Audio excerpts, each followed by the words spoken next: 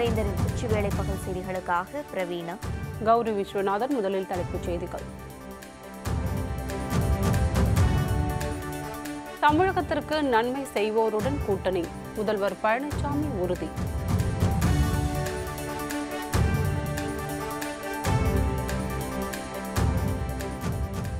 பாரதிய ஜனதா கட்சியுடன் கூட்டணி கிடையாது, திமுக தலைவர் ஸ்டாலின் திட்டவட்டம்.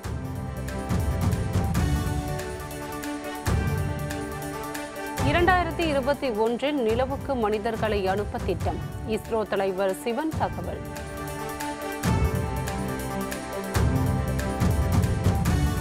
வல்லூர் அனல் மின் நிலையம் மூடல், 1500 மெகாவாட் மின் உற்பத்தி பாதிப்பு. தமிழகத்திற்கு நன்மை செய்பவர்களுடன் அதிமுக கூட்டணி அமைக்கும் என முதலமைச்சர் பழனிசாமி தெரிவித்துள்ளார். சென்னை ராயப்பேட்டையில் உள்ள தலைமையகத்தில் மாற்றுக் கட்சியினர் அதிமுகவில் இணையும் விழா நடைபெற்றது. இதில் அதிமுக ஒருங்கிணைப்பாளரான ஓ பன்னீர்செல்வம், துணை ஒருங்கிணைப்பாளரான முதல்வர் பழனிசாமி, அமைச்சர்கள், நிர்வாகிகள் பலரும் கலந்து கொண்டனர். இதில் மாற்றுக் கட்சியில் இருந்து திரளானோர் வந்து அதிமுகவில் இணைந்தனர். அவர்களை வரவேற்று பேசிய முதல்வர் பழனிசாமி, அடிப்படை தொண்டனும் அதிமுகவில் முதல்வராகலாம் என்பதற்கு தாமே உதாரணம் என குறிப்பிட்டார். கிராமத்தையே பார்க்காதவர் ஸ்டாலின் என்றும், துணை முதல்வர் மற்றும் அமைச்சராக இருந்தபோது அவர் கிராமங்களுக்கு செல்லவில்லை என குறிப்பிட்டார். உள்ளாட்சி தேர்தலை நடத்த விடாமல் நீதிமன்றம் சென்று தடை வாங்கியது திமுக தான் என அவர் நினைவு கூர்ந்தார். பாரதிய ஜனதா கட்சியுடன் திமுக ஒருபோதும் கூட்டணி அமைக்காது என கட்சியின் தலைவர் மு.க. ஸ்டாலின் தெரிவித்துள்ளார். இதுபற்றி அறிக்கையொன்றை ஸ்டாலின் வெளியிட்டுள்ளார். வாஜ்பாய் கலாச்சாரத்தை பின்பற்றி பழைய நண்பர்கள் வரவேற்க தயாராக இருக்கிறோம் என்றும், கூட்டணிக்கான கதவுகள் திறந்தே இருக்கின்றன எனவும் பிரதமர் மோடி பேசியிருப்பது வியப்பாகவும் விசித்திரமாகவும் இருக்கிறது என குறிப்பிட்டுள்ள ஸ்டாலின், நாட்டின் ஒருமைப்பாட்டை பலப்படுத்தவோ வலுப்படுத்தவோ எந்த வகையிலும் உதவாத வெறுப்பு பேச்சுகளை விதைத்து சமூக நீதியை குழி தோண்டி புதைக்கும் நடவடிக்கைகளில் பிரதமர் ஈடுபட்டு வருவதாக குற்றம் சாட்டியுள்ளார். திமுகவின் நிலையான ஆதரவுடன் வாஜ்பாய் ஆட்சி செய்ததையும், பிறகு மதவாத குரல்கள் எழுந்தவுடன் கூட்டணியிலிருந்து திமுக வெளியேறியதையும் நாடு அறியும் என சுட்டிக்காட்டியுள்ள ஸ்டாலின், மத சார்பின்மை, சமூக நீதி, சமத்துவம், கூட்டாட்சி தத்துவம், மாநில உரிமைகள் எல்லாம் தமக்கு வேண்டாத வார்த்தைகள் என்ற மனப்பான்மையில் பிரதமராக பொறுப்பேற்றிருக்கும் மோடி தலைமையிலான பாரதிய ஜனதாவுடன் திமுக ஒருபோதும் கூட்டணி வைக்காது என ஸ்டாலின் திட்டவட்டமாக தெரிவித்துள்ளார். 3 ஆண்டுகள் சிறை தண்டனையை எதிர்த்து முன்னாள் அமைச்சர் பாலகிருஷ்ணா ரெட்டி தொடர்ந்த மேல்முறையீட்டு வழக்கில் இன்னும் சற்று நேரத்தில் தீர்ப்பு வழங்கப்படும் என எதிர்பார்க்கப்படுகிறது. 1998ஆம் ஆண்டு நடைபெற்ற கலவரம் தொடர்பான வழக்கில் அமைச்சர் பாலகிருஷ்ணா ரெட்டிக்கு சென்னை சிறப்பு நீதிமன்றம் 3 ஆண்டுகள் சிறை தண்டனை விதித்தது. இதனையடுத்து தமது பதவியை ராஜினாமா செய்த அவர் தீர்ப்பை நிறுத்தி வைக்கும்படி சென்னை உயர்நீதிமன்றத்தில் மேல்முறையீடு செய்திருந்தார். இந்த வழக்கை விசாரித்த நீதிபதிகள் சிறப்பு நீதிமன்றத்தின் சரியான தீர்ப்புக்கு ஏன் தடை விதிக்க வேண்டும் எனவும் கேள்வி எழுப்பினர். இது தொடர்பாக தமிழக அரசும் பதில் அளிக்கவும் நீதிபதிகள் உத்தரவிட்டனர்.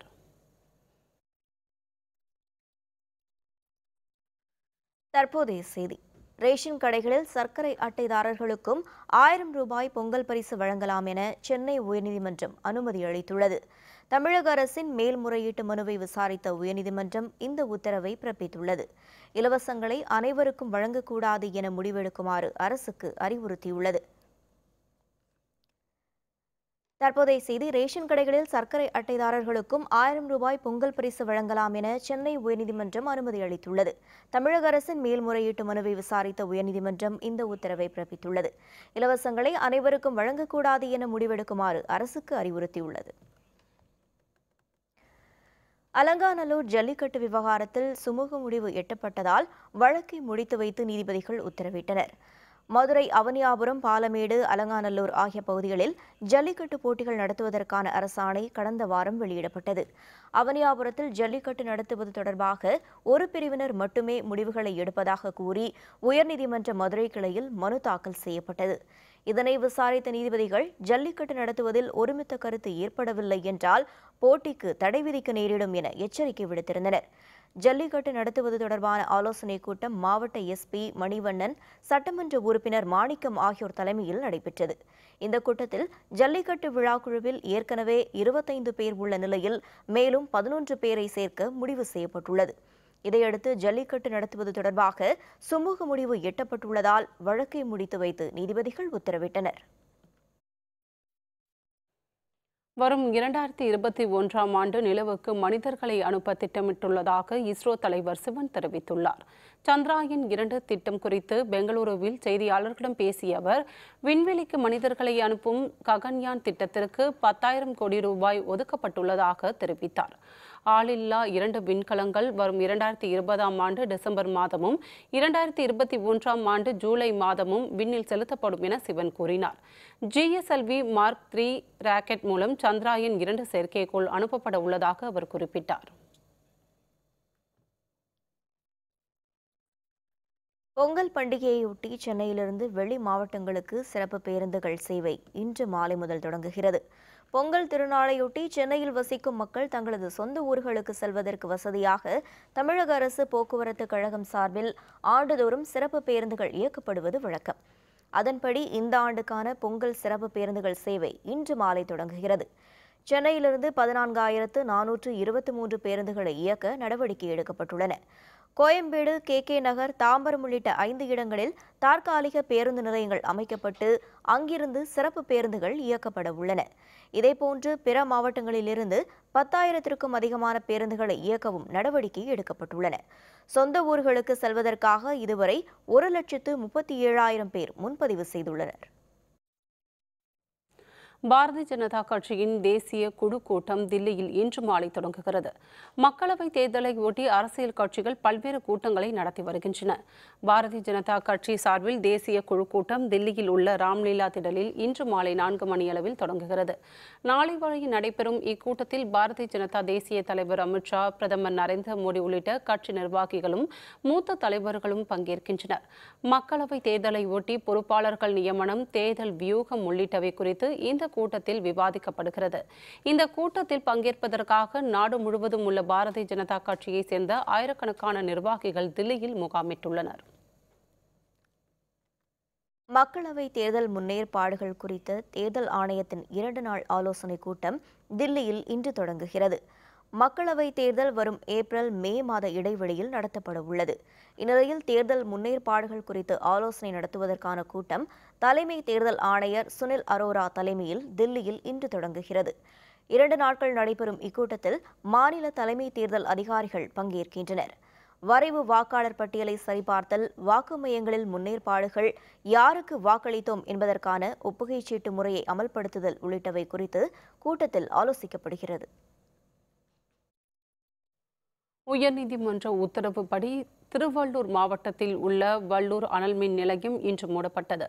அனல்மின் நிலையத்திற்கான அனுமதி கடந்த ஆண்டு முடிவடைந்ததை அடுத்து இந்த நடவடிக்கை எடுக்கப்பட்டது. அனல்மின் நிலையம் மூடப்பட்டதால் இனி 1,500 மெகாவாட் மின் உற்பத்தி முற்றிலும் தடைப்பட்டுள்ளது. இது தொடர்பாக தொலைபேசி வாயிலாக கூடுதல் தகவல்களை தருகிறார் நமது செய்தியாளர் டேவிட். தமிழ்நாடு மின் உற்பத்தி கழகமும் தேசிய அனல்மின் கழகமும் இணைந்து கூட்டு முயற்சியாக வள்ளூரில் தேசிய அனல்மின் கழகம் தொடங்கப்பட்டது. நாள் ஒன்றுக்கு 3 அலகுகளில் 500 வீதம் 1,500 மெகாவாட் மின் உற்பத்தி தொடங்கப்பட்டது. இதுல 70% தமிழகத்திற்கும், 30% ஆந்திரா, கேரளா, கர்நாடகா உள்ளிட்ட பகுதிகளுக்கு மின் உற்பத்தி வழங்கப்பட்டது. தொடர்ச்சியாக அந்த 800 நிலக்கரியை கொண்டு முழுமையாக உற்பத்தி செய்யப்படுவதால் அந்த நிலக்கரி சாம்பிள்களை அருகில் உள்ள பக்கிங்காம் கால்வாயிலும் தொகுப்புலை ஆற்றிலும் கொட்டி வருவதாக கடும் விமர்சனத்துக்குள்ளானது. இந்த நிலையில எண்ணூரை சேர்ந்த சரவணன் என்பவர் கடந்த மாதம் வழக்கு ஒன்றை சென்னை உயர்நீதிமன்றத்தில் தொடங்கினார். மத்திய அரசுக்கு கொள்கைக்கு முரணாக அந்த சாம்பிள் கழிவுகளை தடுப்பு நில காடுகளில் விடுவதால் அலையாத்திக்காரிகள் அழிக்கப்பட்டு மீன்வளம் குன்றுவதாக மனு ஒன்று தாக்கல் செய்தது. இதன் அடிப்படையில் விசாரித்த நீதிபதிகள் இதனுடைய ஆயுட்காலம் கடந்த 2018 மார்ச் மாதமே முடிவடைந்த நிலையில் உடனடியாக மூடும்படி உத்தரவிட்டிருந்தார். இந்த நிலையை தொடர்ந்து அவர்கள் இன்று வள்ளூர் தற்காலிகமாக மூடியுள்ளனர். மேலும் இதனுடைய ஆயுட்காலத்தை நீண்டிக்க உச்சநீதிமன்றத்தில் மனு அளித்திருப்பதாகவும் அது இன்று விசாரணைக்கு வந்த நிலையில் அதை விசாரணைக்கு எடுத்துக் கொள்வதாக இருக்கிறது. இதனால் தொழிற்சங்கத்தினர் மிகுந்த அச்சத்தில் ஏற்படுத்தியுள்ளனர். ராட்சத லாரியில் பயணிக்கும் கோதண்டராமர் 30 நாட்களில் 140 கிலோமீட்டர் தூரம் மட்டுமே கடந்தது. விவரம் விளம்பர இடைவேளைக்கு பிறகு.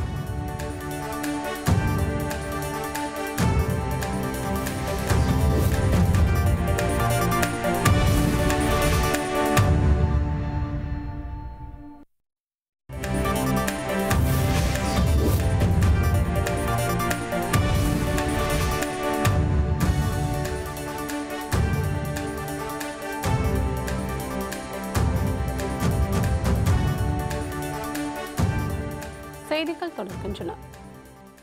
மாநில அரசின் அதிகாரங்களில் ஆளுநர் தலையிடுவது சரியில்லை என புதுச்சேரி முதலமைச்சர் நாராயணசாமி தெரிவித்துள்ளார். சென்னை விமான நிலையத்தில் செய்தியாளர்களிடம் பேசிய அவர், புதுச்சேரி அரசுக்கு குந்தகம் ஏற்படுத்தும் நோக்கத்தில் துணைநிலை ஆளுநர் கிரண்பேடி தன்னிச்சையாக செயல்படுவதாக குற்றம் சாட்டினார். ரஃபேல் ஊழல் வழக்கை முடக்குவதற்காகவே சிபிஐ இயக்குநர் அலோக் வர்மா நீக்கப்பட்டிருப்பதாக தெரிவித்த நாராயணசாமி, சிபிஐயின் தனித்துவத்தையும் முக்கியத்துவத்தையும் பாரதிய ஜனதா உருக்குலைத்துள்ளதாகவும் குற்றம் சாட்டினார். இந்திய அரசின் தனிப்பட்ட துறைகளின் மீது பாரதிய ஜனதா அரசு தனது அதிகாரத்தை திணித்து வருவதாக குற்றம் சாட்டிய நாராயணசாமி, இதனால் மக்களுக்கு சிபிஐ மீதான நம்பிக்கை போய்விட்டதாகவும் கூறினார். புதுச்சேரியை பொறுத்த வரைக்கும் ஏற்கனவே இதற்கான தொகுதி வரையறை பிடிக்கப்பட்டிருக்கிறது. அது சம்மந்தமாக அனைத்து கட்சி கூட்டத்தையும் கூட்டி பேசியிருக்கிறோம். சட்டமன்ற உறுப்பினர் கூட்டத்தை கூட்டுறோம். அவங்ககிட்ட பேசணும். அவங்ககிட்ட பேசிட்டு அதுக்கு பிறகு உள்ளாட்சி தேர்தல் நடப்போம்னா நடவடிக்கை எடுப்போம். துணைநிலை ஆளுநர் வேலை இதெல்லாம் கிடையாது. துணைநிலை ஆளுநர் வேலை மாநில வளர்ச்சிக்கு எங்களுக்கு ஒத்துழைப்பு கொடுக்கணும். அது இல்லாமல் மாநில வளர்ச்சிக்கு குந்தகம் விளைவிக்கிறதா தான் துணைநிலை ஆளுநரான தவிர இந்த மாதிரி துணைநிலை ஆளுநர் உலகத்தில் நீங்கள் பார்த்துருக்க மாட்டீங்க. முற்பட்ட வகுப்பினருக்கான 10% இடஒதுக்கீடு அரசியல் சாசனத்திற்கு எதிரானது என விடுதலை சிறுத்தைகள் கட்சி தலைவர் திருமாவளவன் தெரிவித்துள்ளார். பொருளாதாரத்தில் பின்தங்கிய முற்பட்ட வகுப்பினருக்கு 10% இடஒதுக்கீடு வழங்கும் சட்ட முன்வரைவு நாடாளுமன்றத்தின் இரு அவைகளிலும் நிறைவேற்றப்பட்டது. இந்த இடஒதுக்கீடு மசோதாவை திரும்பப் பெற வலியுறுத்தி சென்னை சேப்பாக்கம் அரசு விருந்தினர் மாளிகை அருகே விடுதலை சிறுத்தைகள் கட்சி சார்பில் இன்று ஆர்ப்பாட்டம் நடைபெற்றது. பின்னர் செய்தியாளர்களிடம் பேசிய அக்கட்சியின் தலைவர் திருமாவளவன், இடஒதுக்கீடு மசோதாவை எதிர்த்து ஒத்த கருத்துடைய கட்சிகளுடன் சேர்ந்து போராட்டம் நடத்தப்படும் என தெரிவித்தார். இடஒதுக்கீடு மசோதாவை எதிர்த்து உச்சநீதிமன்றத்தில் வழக்கு தொடரப்படும் எனவும் திருமாவளவன் கூறினார். சமூக ரீதியாக, அரசியல் ரீதியாக, கலாச்சார ரீதியாக, பொருளாதார ரீதியாக விழிப்புணர்வு பெறுவதற்கென்று மறுக்கப்பட்ட கல்வியை வழங்க வேண்டும் என்று அளிக்கப்பட்ட ஒரு முன்னுரிமைதான் இந்த சமூக நீதி அடிப்படையிலான இடஒதுக்கீடு. நாடாளுமன்றத்தின் அன்றாட விவகாரம் குறித்த அறிவிப்பில் எதுவுமே தெரிவிக்காமல் திடீரென்று இதை விவாதத்திற்கு கொண்டு வந்து கடைசி நாளில் நிறைவேற்றியிருக்கிறார்கள். இது சட்டமாக்கப்பட்டாலும் இடைவிடாமல் சட்ட ரீதியாகவும் அரசியல் ரீதியாகவும் தொடர்ந்து எதிர்ப்போம். நாகர்கோவிலில் உள்ள அரசு பள்ளியில் அனைத்து பள்ளிகளை சேர்ந்த தலைமை ஆசிரியர்களும் மாணவர்களும் சேர்ந்து சமத்துவ பொங்கலை சிறப்பாக கொண்டாடினர். கன்னியாகுமரி மாவட்டத்தில் உள்ள பல்வேறு பள்ளிகள் மற்றும் கல்லூரிகளில் சமத்துவ பொங்கல் விழா மிக சிறப்பாக கொண்டாடப்பட்டு வருகிறது. நாகர்கோவிலில் உள்ள வடிவீஸ்வரம் அரசு தொடக்க பள்ளியில் நடைபெற்ற சமத்துவ பொங்கல் விழாவில் ஆசிரியர்களும் மாணவர்களும் கலந்து கொண்டு சமத்துவ பொங்கலை சிறப்புடன் கொண்டாடி மகிழ்ந்தனர். தமிழனுடைய கலாச்சாரத்தையும் மரபையும் பண்பாட்டையும் காக்கின்ற வகையில் இந்த தமிழர் திருநாளை சிறப்பாக மாணவர்களுக்கு எப்படி கொண்டாட வேண்டும், எவ்வாறு செயல்பட வேண்டும் என்பதை விளக்கி கூறி மாணவர்களுடன் இணைந்து அனைத்து ஆசிரியர்களும் கல்வித்துறை அலுவலர்களும் தலைமை ஆசிரியர்களும் இணைந்து பெரம்பலூர் அருகே சின்ன வெங்காயம் பயிர்களுக்கு செயற்கை நீரூற்று அமைத்து தண்ணீர் பாய்ச்சி விவசாயிகள் சாகுபடி செய்து வருகின்றனர். வறட்சியான பெரம்பலூர் மாவட்டத்தில் சின்ன வெங்காயம், மக்காச்சோளம், பருத்தி உள்ளிட்ட பயிர்கள் சாகுபடி செய்யப்படுகின்றன. எளம்பலூர் கிராமத்தில் உள்ள விவசாயிகள் செயற்கையாக நீரூற்று அமைத்து சின்ன வெங்காய சாகுபடியில் ஈடுபட்டு வருகின்றனர். இவ்வாறு தண்ணீர் பாய்ச்சுவதால் நீர் அனைத்து பயிர்களுக்கும் பரவலாக சென்று நல்ல பலன் தருவதாக விவசாயிகள் மகிழ்ச்சியுடன் தெரிவிக்கின்றனர். காஞ்சிபுரத்தில் உள்ள ஸ்ரீ பவளவண்ணன் திருக்கோவிலில் இடிந்து கிடக்கும் குளத்தின் சுற்றுச்சுவரை சீரமைக்க வேண்டும் என பக்தர்கள் கோரிக்கை விடுத்துள்ளனர். காஞ்சிபுரம் மாவட்டத்தில் 12ஆம் நூற்றாண்டைச் சேர்ந்த ஸ்ரீ பவளவண்ணன் திருக்கோவில் அமைந்துள்ளது. இந்த கோவிலின் திருக்குளம் கடந்த வர்தா புயலின் போது இடிந்து விழுந்து சேதமானது. இந்நிலையில் இடிந்து கிடக்கும் குளத்தின் சுற்றுச்சுவரை இந்து சமய அறநிலையத்துறை சீரமைத்து தர வேண்டும் என பக்தர்கள் கோரிக்கை விடுத்துள்ளனர். காஞ்சிபுரத்தில் நிறைய திவ்ய தேசங்க இருக்குது, நிறைய கோயிலுங்க இருக்குது. எல்லா குளத்துலையும் வந்து நம்ம காலை நினச்சிக்கிட்டு தலையில் தண்ணி தெளிச்சிக்கிட்டு தான் போவோம். ஆனால் இந்த கோயில் குளம் மட்டும் இல்லாமல் நிறைய கோயில் குளம் இப்படி தான் பாழடைஞ்சு போயிருக்கு. உள்ளே போய் காலில் கால் நினைக்க வேணாம், உள்ளே வச்சா முள் குத்துற அளவுக்கு உள்ள வாட்டிலோடும் முள்ளுமா இருக்குது. அந்த தண்ணி எடுத்து தலையில் தெளிக்கிறதுக்கு கூட தண்ணி இல்லை, குப்பையை தான் எடுத்து தலையில் போட்டுட்டு போகும்போது கோயிலுக்கு போனால் புண்ணியம் தான் கிடைக்கும். ஆனால் இங்கே போனால் வெறும் குப்பை தான் கிடைக்கின்ற மாதிரி இருக்குது. எல்லா குளத்துலையும் குப்பைங்க தான் இருக்குது. இதை தயவு செஞ்சு அரசாங்கம் செவிசாய்ச்சி எங்களுக்கு ஒரு நல்ல வழி செஞ்சு. சென்னை கிழக்கு கடற்கரை சாலையில் ஆக்கிரமிப்பு கட்டடத்தை இடிக்க வந்த அதிகாரிகளை முற்றுகையிட்டு போராட்டத்தில் ஈடுபட்டவர்களை போலீசார் தடியடி நடத்தி கலைத்தனர். காணாத்தூர் அடுத்த கரிகாட்டுக்குப்பத்தில் மஞ்சுளா சுந்தர் என்பவர் 7 அடி நிலத்தை ஆக்கிரமித்து வீடு கட்டியதாக கூறப்படுகிறது. இது தொடர்பான வழக்கில் வீட்டை இடிக்க நீதிமன்றம் உத்தரவிட்டதாக கூறி ஊராட்சி அலுவலர்கள் கட்டிடத்தை இடிக்க சென்றனர். இதற்கு எதிர்ப்பு தெரிவித்து அதிகாரிகளை முற்றுகையிட்டு போராட்டம் நடத்தியவர்களை காவல்துறையினர் தடியடி நடத்தி கலைத்தனர். பின்னர் போலீசாரின் பாதுகாப்போடு செங்கல்பட்டு கோட்டாட்சியர் முன்னிலையில் வீடு இடிக்கப்பட்டது. சிவகாசியில் உள்ள தனியார் கல்லூரியில் நடைபெற்ற மினி மாரத்தான் போட்டியில் 2500க்கும் அதிகமான மாணவர்கள் பங்கேற்றனர். தூய்மை இந்தியா, பசுமை பாரதம் உள்ளிட்டவற்றை வலியுறுத்தியும் புகையில்லா போகி பண்டிகை குறித்த விழிப்புணர்வை ஏற்படுத்தும் விதமாக மினி மாரத்தான் போட்டி நடைபெற்றது. மாணவர்களுக்கு 12.5 கிலோமீட்டர் தூரமும் மாணவிகளுக்கு 5 கிலோமீட்டர் தூரமும் இலக்கு நிர்ணயிக்கப்பட்டது. தனியார் கல்லூரியில் தொடங்கி நகரின் முக்கிய சாலைகள் வழியாக சென்ற மாரத்தான் போட்டியில் வெற்றி பெற்றவர்களுக்கு ரொக்க பரிசும் சான்றிதழ்களும் வழங்கப்பட்டன. சிவகாசியில் கிரீன் இந்தியா இதை வழிநடத்தி மாணவிகளுக்கான மாரத்தான் போட்டி நடந்தது. அது கேர்ள்ஸில் 4 கிலோமீட்டர் தூரத்தில் நான் ஃபர்ஸ்ட் ப்ரைஸ். தூய்மை இந்தியா, பசுமை பாரதம் என்ற விழிப்புணர்வில் மினி மாரத்தான் போட்டி நடந்துச்சு. மாணவர்களுக்கும் மாணவிகளுக்கும் நடந்துச்சு. தனித்தனியாக மாணவர்களுக்கு வந்து 1.5 கிலோமீட்டர் நடந்துச்சு. அதில் நான் 44 நிமிஷம் 54 வினாடியில் கடந்து நான் ஃபஸ்ட்டு வந்திருக்கேன். திருநெல்வேலி மாவட்டம் அம்பாசமுத்திரம் அருகே நெல் வயல்களை சேதப்படுத்தும் காட்டு யானையை வனப்பகுதிக்குள் விரட்ட வனத்துறையினர் நடவடிக்கை எடுக்க வேண்டும் என விவசாயிகள் கோரிக்கை விடுத்துள்ளனர். கல்லிடைக்குறிச்சி அருகே மலையடிவாரம் நிறைந்த பொட்டல் கிராமத்தில் நெல் பயிர் அதிக அளவில் சாகுபடி செய்யப்பட்டுள்ளது. இந்த நிலையில் அங்கு முகாமிட்டுள்ள காட்டு யானை நெல் பயிர்களை சேதப்படுத்துவதால் விவசாயிகள் வேதனை அடைந்துள்ளனர். அந்த பகுதியில் பயிரிடப்பட்டுள்ள வாழை, தென்னை பயிர்களையும் காட்டு யானை சேதப்படுத்துவதாக கூறப்படுகிறது. எனவே மாவட்ட நிர்வாகமும் வனத்துறையும் தலையிட்டு காட்டு யானையை வனப்பகுதிக்குள் விரட்ட நடவடிக்கை எடுக்க வேண்டும் என அப்பகுதி விவசாயிகள் கேட்டுக்கொண்டுள்ளனர். 5 ஏக்கர் நெல் பயிர் செஞ்சுருந்தேன். இப்போ கதிரூரம் தருவாயில் உள்ளது. இதனால் காட்டு யானை வந்து என்னுடைய பயிர்த்தை அதிகமாக சேதப்படுத்தி சுமார் ஒரு 2 ஏக்கர் அளவுக்கு என்னுடைய வயலை சேதப்படுத்தி நஷ்டம் ஏற்படுத்திட்டு இது அரசாங்கம் அதிகாரிகள் வந்து பார்வையிட்டு இதுக்கு எனக்கு உரிய நிவாரணம் அரசாங்கம் தரணும்னு கேட்டுக்கிறேன். பெங்களூரில் நிறுவுவதற்காக வடிவமைக்கப்பட்ட பிரம்மாண்ட கோதண்டராமர் சிலை பல சிக்கல்களை தாண்டி பயணித்துக் கொண்டிருக்கிறது. இந்த சிலைக்காக விசேஷ பாதைகள் அமைக்கப்பட்டும் ஏனோ தமிழகத்தை தாண்ட மறுக்கிறார் கோதண்டராமர். இது குறித்து செய்தி தொகுப்பை தற்போது காணலாம். கர்நாடக மாநிலம் இஜிபுரா பகுதியில் 108 அடி உயர விஸ்வரூப கோதண்டராமர் சிலை அமைக்க அந்த பகுதி மக்கள் முடிவு செய்தனர். இதற்காக திருவண்ணாமலை மாவட்டம் வந்தவாசி அடுத்த கொரக்கோட்டை மலையில் 350 டன் பாறை வெட்டி எடுக்கப்பட்டது. 64 அடி உயரமும் 26 அடி அகலமும் கொண்ட இந்த பாறையில் சுவாமி கோதண்டராமரின் சிலை வடிவமைக்கப்பட்டது. இறுதி வடிவம் பெற்ற பிறகு பிரம்மாண்டமான முறையில் உருவான சிலை லாரி மூலம் கொண்டு செல்ல திட்டமிடப்பட்டது. இதற்காக 240 டயர்கள் கொண்ட ராட்சத லாரி வரவழைக்கப்பட்டு சிலை ஏற்றப்பட்டு கொண்டு செல்லும் முயற்சிகள் தொடங்கின. ஆரம்பத்திலேயே பல தடைகளை சந்தித்த அந்த வாகனம் பல கட்ட முயற்சிக்கு பின் புறப்பட்டது. வழிநெடுங்கிலும் ஏராளமானோர் கோதண்டராமரை வழிபட்டனர். 4 ஓட்டுநர்கள் உட்பட 25 பேர் கொண்ட குழு சிலையை எடுத்து செல்லும் பணியில் ஈடுபட்டுள்ளது. இங்கு வந்து கோதண்டராமர் சிலைக்காக 400 டன்னில் ஒரே கல்லில் இங்கே செதுக்கி எடுத்திருக்கிறாங்க. அவ்வளோ பெரிய சிலையை வந்து 240 வீல் இருக்கிற ஒரு கார்கோ வண்டியில் எடுத்துகிட்டு போகும்போது அந்த அவ்வளோ பெரிய வண்டியாலையுமே அதை எடுக்க முடியலைங்கிறதுனால அதை மீண்டும் செதுக்கப்பட்டு கொண்டு செல்லப்பட்டது. இப்படி ஒரு பிரம்மாண்ட சிலையை நாங்கள் இதுவரையும் பார்த்ததில்லை. இன்னும் காலகாலமாக இருக்க போகிற இவ்வளோ பெரிய சிலை, அதுவும் திருவண்ணாமலை மாவட்டத்திலேருந்து போகுது அப்படின்னு நினைக்கும்போது எங்களுக்கு ரொம்ப பெருமையாக இருக்குது. 27 கிலோமீட்டரை கடந்து செஞ்சி சென்றடைந்த கோதண்டராமரின் சிலைக்கு மீண்டும் சோதனை ஏற்பட்டது. தொடர்ந்து சிலை எடுத்து செல்ல வேண்டுமெனில் செஞ்சிக்கோட்டையின் மதில் சுவர்களை இடிக்க வேண்டிய சூழல் உருவானது. இதற்கு தொல்லியல் துறை அனுமதி மறுக்கவே மாற்றுப்பாதையில் கோதண்டராமர் சிலையை கொண்டு செல்ல திட்டமிடப்பட்டது. கோதண்டராமர் சிலையை திருவண்ணாமலை மாவட்டத்தில் வந்தவாசி ஏரியாவில் எடுத்து சிலையை செஞ்சு கர்நாடகா கொண்டு போகிறாங்க.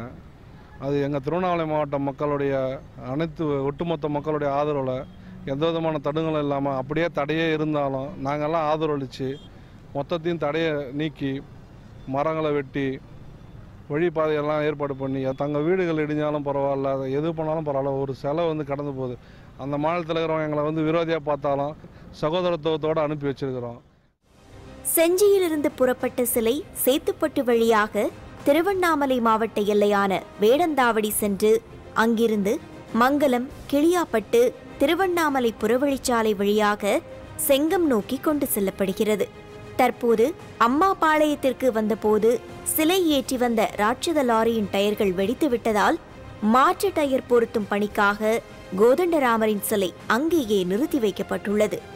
டயர்கள் பொருத்தப்பட்ட பின் செங்கம், கிருஷ்ணகிரி, ஓசூர் வழியாக பெங்களூரு கொண்டு செல்லப்படுகிறது. திருவண்ணாமலை மாவட்டத்திலிருந்து வந்தவாசி பகுதியிலிருந்து வரவழைக்கப்பட்ட பெருமாள் சிலை கர்நாடக மாநிலத்தில் செல்லக்கூடிய சிலை. இந்த சிலை அங்கே கடந்த ஒரு சில நாட்களுக்கு முன்பு எடுத்து வரப்பட்டது. அந்த சிலை அவலூர்பேட்டை ரோடு திருவண்ணாமலை பகுதியில் வரும்னு சொன்னோன்னே ஊர் முழுக்க மக்கள் கூடி பிரம்மாண்டமாக கூட்டங்கள் கூடி ஆராதனைகள் செய்து தரிசனம் செய்து அந்த சிலையை வழி அனுப்பி வைத்தனர். கடந்த 7ஆம் தேதி புறப்பட்ட கோதண்டராமர் சிலை 1 மாதத்தை கடந்த நிலையிலும் 140 கிலோமீட்டர் மட்டுமே பயணித்துள்ளது.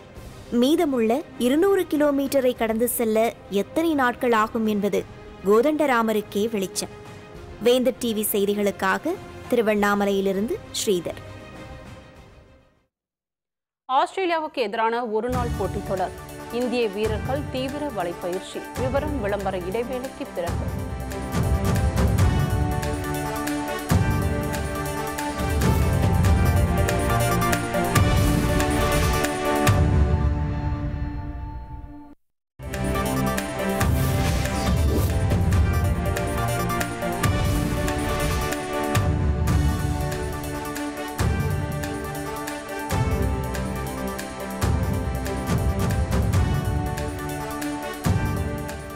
செய்திகள் தொடர்கின்றன.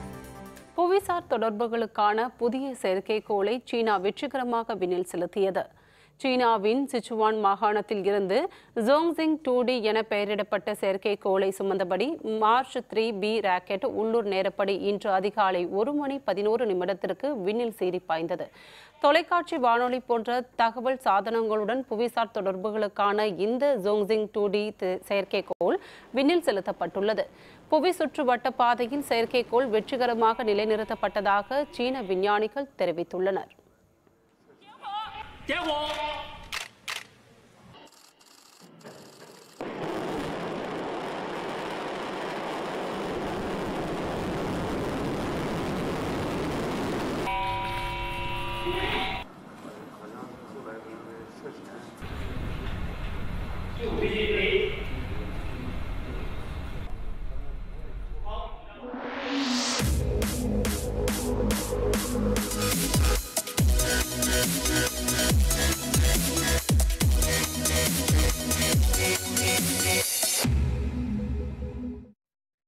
இந்தியா ஆஸ்திரேலியா அணிகளுக்கு இடையேயான முதல் ஒருநாள் கிரிக்கெட் போட்டி சிட்னி நகரில் நாளை நடைபெறுகிறது.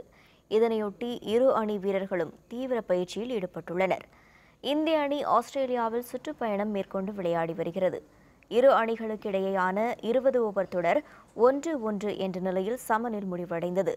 டெஸ்ட் தொடரை 2-1 என்ற கணக்கில் கைப்பற்றி இந்திய அணி சாதனை படைத்தது. இந்தியா ஆஸ்திரேலியா அணிகளுக்கு இடையேயான முதல் ஒருநாள் கிரிக்கெட் போட்டி சிட்னி நகரில் நாளை நடைபெறுகிறது. இதனையொட்டி இரு அணி வீரர்களும் தீவிர பயிற்சியில் ஈடுபட்டுள்ளனர். டெஸ்ட் தொடரை வென்றது போல் ஒருநாள் தொடரையும் வெல்லும் உத்வேகத்துடன் இந்திய அணி நாளை களமிறங்குகிறது. அதே சமயம் டெஸ்ட் தொடரை இழந்த ஆஸ்திரேலிய அணி ஒருநாள் தொடரை கைப்பற்ற கடுமையாக போராடும் என தெரிகிறது. மீண்டும் தலைப்புச் செய்திகள். தமிழகத்திற்கு நன்மை செய்வோருடன் கூட்டணி, முதல்வர் பழனிசாமி உறுதி.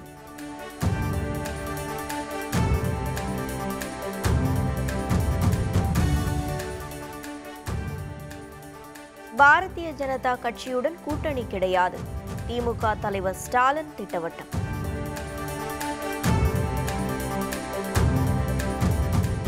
இரண்டாயிரத்தி 21 நிலவுக்கு மனிதர்களை அனுப்ப திட்டம், இஸ்ரோ தலைவர் சிவன் தகவல்.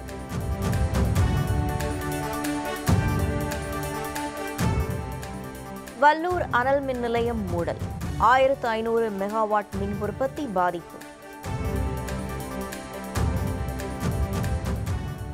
இத்துடன் வேந்தரின் உச்சிவேளை பகல் செய்திகள் நிறைவடைந்தன. வேந்தர் டிவி செயலியை பதிவிறக்கம் செய்து முக்கிய செய்திகளை நேயர்கள் காணலாம். மீண்டும் மாலை 5:55 மணிக்கு வேந்தரின் அந்திமாலை குறுஞ்செய்திகளில் சந்திப்போம். வணக்கம். வணக்கம்.